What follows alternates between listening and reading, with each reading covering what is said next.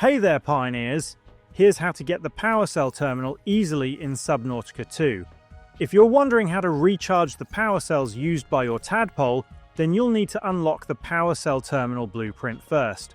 For the first fragment, head northeast from your life pod at a heading between 15 and 30 degrees.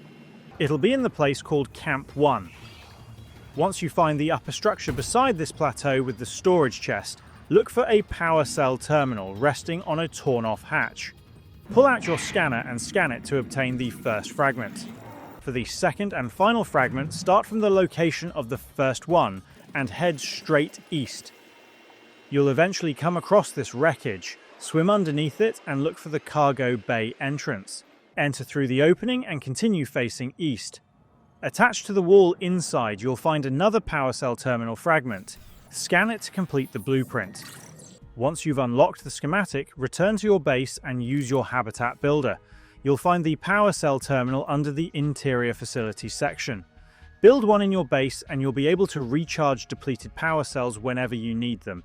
And that's all of it. If this video helped, please leave a like or comment and subscribe to the channel for more straightforward guides.